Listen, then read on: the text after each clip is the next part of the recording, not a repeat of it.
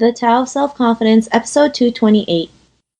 Welcome to the Tao of Self-Confidence, where I share stories of amazing women who have discovered their inner journey to self-confidence.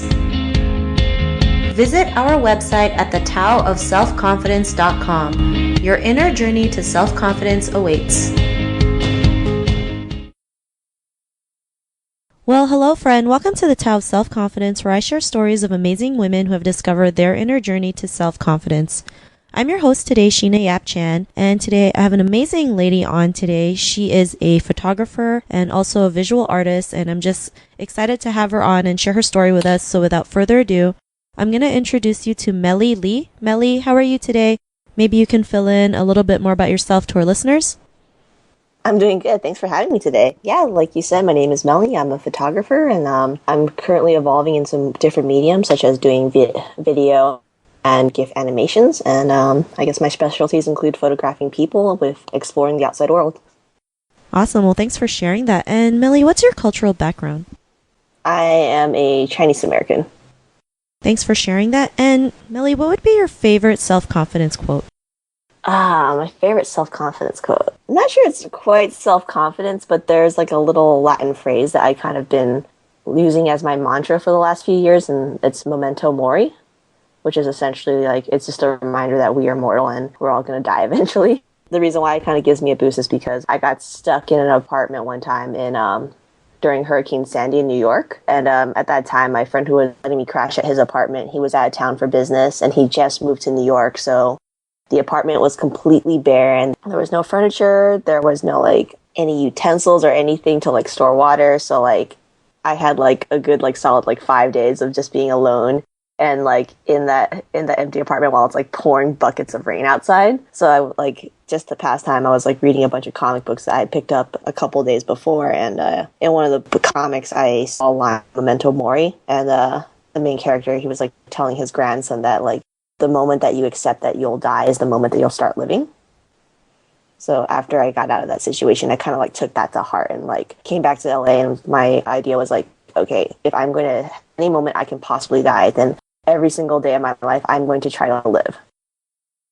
Awesome, and that's a great quote. I mean, just the fact that people don't realize how short life is, and there's a lot of people out there who are kind of like the walking dead, walking aimlessly, like a zombie, not realizing that life can just pass them at any moment. And, sometimes I have to take something like that Latin phrase and just go out there and just do something courageous, do something that you were meant to do. So I love that. I think it's great. And, in your own words, how would you define self-confidence? I think self-confidence is just being comfortable in your own skin and being unapologetically who you are.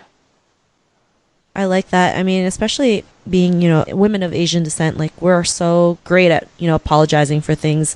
We apologize for things that we don't even know what we're sorry for. It's just because we're so used to it. And, especially being ourselves, right? It's like, it's such a bad thing if we're our true authentic self, which isn't. I mean, we are here for a reason, for a purpose. And, I always believe true freedom is just going out there and living your authentic life. And so I really like that definition that you had. And what was your life like before your discovery of self-confidence? I think I was just a lot more conservative and a lot more cautious. Like, if just like in everyday decisions, I would always take the safe route. Like, I would always take the decision that I knew would yield a result that was safe, was predictable, but I knew it was, I knew it was okay. It was very comfortable. And then after my discovery of self-confidence, I think you can especially see in like my photography work, I started doing things where I would just go travel. I would go travel a lot because, like, an example is I've always wanted to visit New Zealand. Like, that's always been been one of my dream places because there's so much diversity and so much different landscapes and plants and animals that are on like one single country.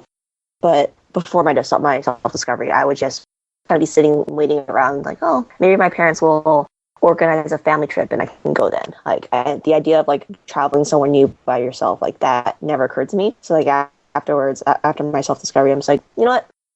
I want to go. I have the ability to go, and I have reason to go because, if I go travel, I can create different experiences and I can capture that with my camera. So I'm like, I'm going to go because I can, and because tomorrow I might not be able to.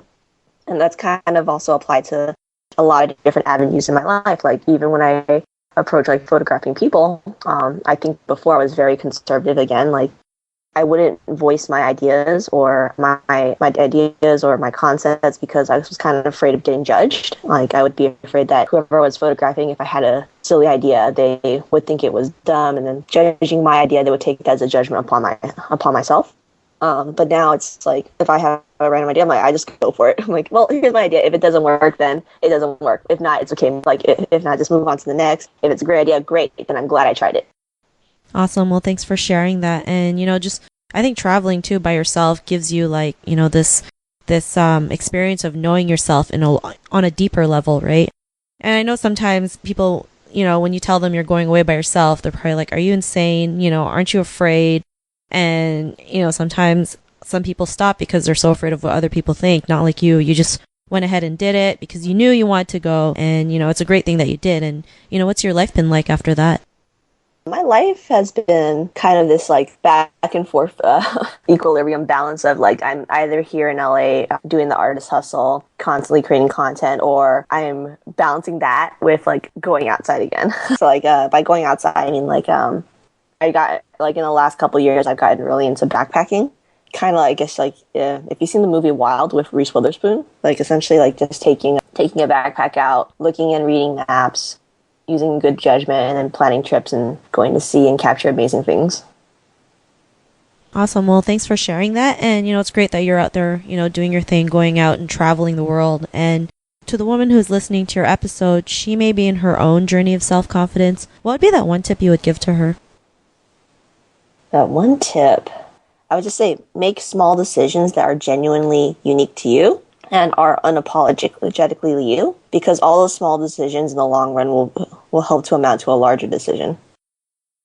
I like that, making the small decisions, because, a lot of people don't realize sometimes it takes doing the small things to reach to bigger things, right? It's kind of like a ripple effect, right? It just keeps on going. So, I like that you said absolutely make small decisions, because that's how we build confidence. We do something small, we accomplish that small thing, and then we get confidence, and we take it to the next level, and that's how we slowly build it. So great stuff. And if our listeners want to get to know a little bit more about you and what you do, and maybe see some of your photography work, is there any links or social media profiles we can connect with?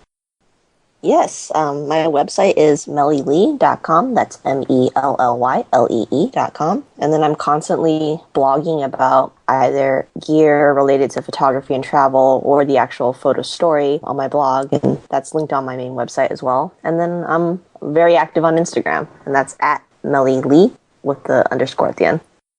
Awesome. Well, thanks for sharing that. And to our listeners, if you want to connect with Melly, you can also head on over to the taoofselfconfidence.com and search for Melly's name. Her show notes will pop up along with everything else we talked about. And I really just want to thank Melly for taking the time to share her story with us. So thank you so much. Thank you for having me. It's a pleasure. It was awesome having you on. And to our listeners, be on the lookout for another new episode of another amazing woman's journey to self-confidence. And we'll talk to you soon. Bye for now.